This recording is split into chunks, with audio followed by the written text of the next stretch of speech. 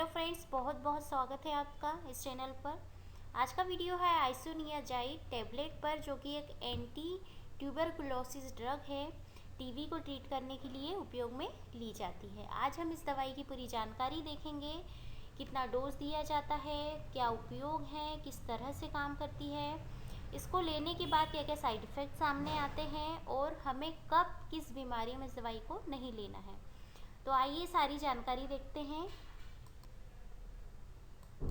आइसोनियाज़ाइड tablet क्या है? तो आइसोनियाज़ाइड टैबलेट एक एंटीबायोटिक है जो कि ट्यूबरकुलोसिस यानी कि हम इसको टीबी नाम से जानते हैं, इस बीमारी को।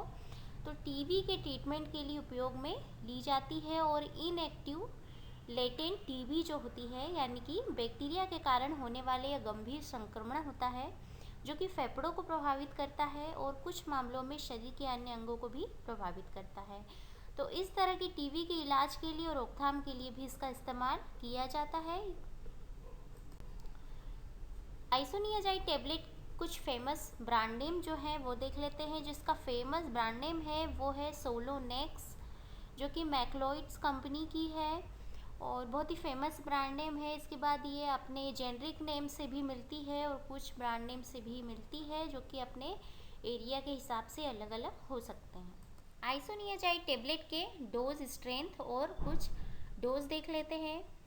इसका जो डोजेस फॉर्म है वो टैबलेट फॉर्म में अवेलेबल है, ओरल सिरप और इंजेक्टेबल सॉल्यूशन के फॉर्म में आता है। टैबलेट फॉर्म में ये 50 mg, 100 mg, 300 mg dose strength में आती है। ओरल सिरप जो होता है वो 50 mg पर 5 ml में अवेलेबल है। इंजेक्टेबल सॉल्यूशन 100 mg पर ml में अवेलेबल होता है। अब बात करते हैं डोज की। तो आइसोनियाज़ाइड का जो डेली बेसिस डोज है वो 5 mg पर kg पर डे के हिसाब से दिया जाता है। इसका डोज 300 mg से ज़्यादा नहीं होना चाहिए। अगर वीकली की बात करें तो वीक में 3 टाइम्स ये डोज दिया जाता है इसका। अगर तो ये 10 mg पर kg पर डे के हिसाब से दिया जाता है, जिसका मैक्सिमम डोज 900 mg होता है। अब ये देखते हैं कि आइसोनियाज़ाइड काम किस तरह से करती है, यानी कि इसके मोड ऑफ एक्शन क्या है। तो आइसोनियाज़ाइड टैबलेट को जब लिया जाता है तो आइसोनियाज़ाइड ड्रग हमारी बॉडी में जाकर जो भी टीबी के बैक्टीरिया हैं उन बैक्टीरिया की सेल वॉल की ग्रोथ को रोककर इस तरह बैक्टीरिया को मार देती है और इस तरह से ये टीबी के इन्फेक्शन से हमारा बचाव करती है। आइसोनियाज़ाइड टैबलेट के कुछ जो साइड इफ़ेक्ट सामने आते हैं वो है हाथ पैर में चुभन और शून्यता हो सकती है, यानी जिसको पेरिफेरल न्यूरोपैथी कहा जाता है। इसके बाद है पीलिया के लक्षण दिखाई दे सकते हैं, आँखों और त्वचा का पीला होना। इसके बाद है गहरे रंग का यूरिन पास होना, पेट दर्द होना, जोड़ों में दर्द होना। अगर ये सब लक्षण हैं तो आपके डॉक्टर को ज़रूर बताना चाहिए। इसके बाद है हेपेटाइटिस के कुछ लक्षण दिख सकते हैं, लीवर एंजाइम बढ़ सकते हैं। इसके बाद है कमजोरी आना और फीवर आना, नोजिया, वोमिटिंग, ये इसके साइड इफ़ेक्ट्स हैं। आइसोनियाज़ाइड के लिए कुछ वार्निंग दी गई है एक्सपर्ट के द्वारा। इसके साइड इफ़ेक्ट को कम करने के लिए डॉक्टर इसके साथ में आपको विटामिन B6 की टैबलेट देते हैं। अगर बच्चे हैं तो उनको डाइट देने के लिए कहा जाता है। इसके बाद है डॉक्टर आपके लीवर फंक्शन की निगरानी कर सकते हैं, लगातार टेस्ट कर सकते हैं। आपको इस टैबलेट को लेने के दौरान शराब पीने से बचना है ताकि आपके लीवर पे प्रतिकूल प्रभाव ना पड़े। अगर गर्भवती महिलाएं हैं और अगर स्तनपान कराने वाली महिलाएं हैं तो इस दवा का प्रयोग करने से पहले अपने डॉक्टर को ज़रूर बता दें।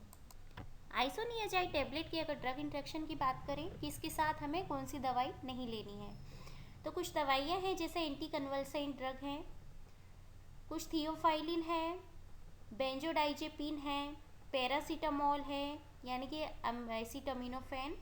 तो इन दवाइयों को इसके साथ लेने से बचना है, क्यों कुछ फ्लोरोक्विनोलोन्स हैं।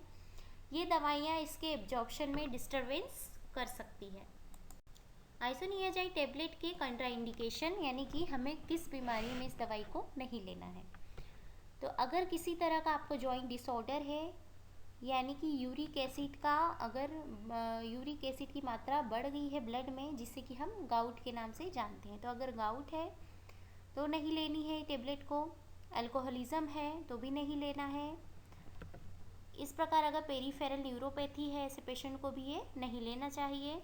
किसी तरह की कोई लीवर प्रॉब्लम है तो इन समस्याओं में हमें इस टेबलेट को लेने से बचना है। अगर आप ले रहे हैं तो अपने डॉक्टर को ये समस्या ज़रूर बताएं।